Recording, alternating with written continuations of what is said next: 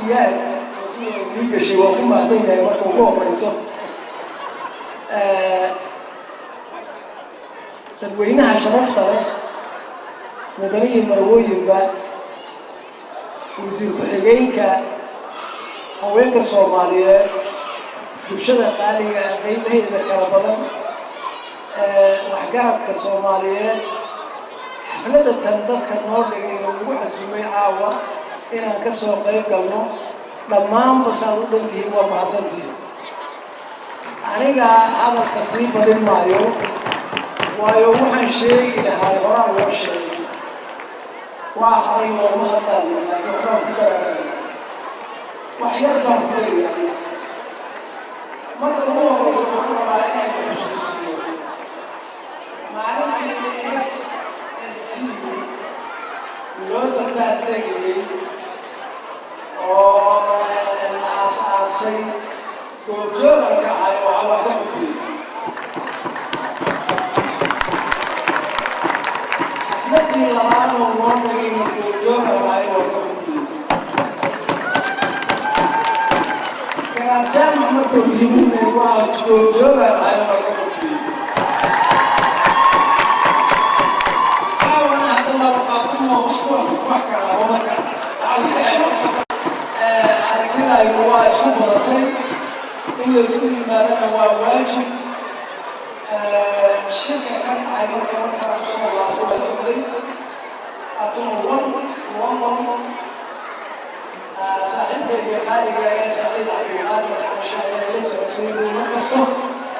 awal ma joogo iyo korneel Axmed Shimri oo saaxiibkay aan u jecelahay saraakiishii ragga ugu sarreeya gabdhaha markaan u soo noqdo shirweynaha lagu dhigay kale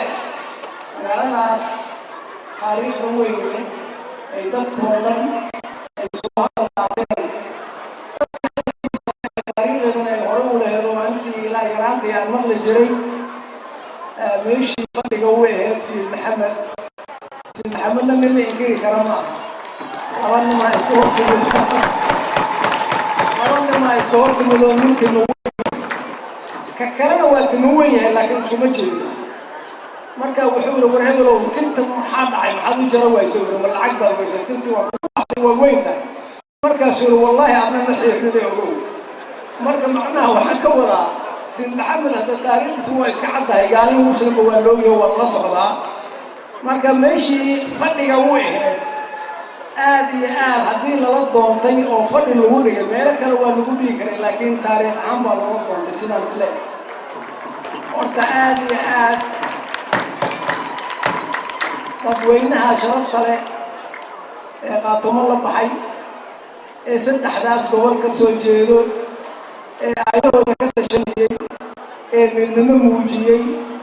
فرقي ودحيي كشقيي كدبنا وحكرتكي وقاشي أغنيهنكي هوينتي برشوينتك اللي قد سنة سوق هاي وعانكي اللي قاري هطوا وعان آدي أبحقوا إلينا يخصوصي الله وعشانوا يخصوصي الله سوى الله خرج بأنكم بحي مختلفوا بحي آدي نسوسوا الله مركا تاسوا كنا سوى بقاتل وعنوا وعطوا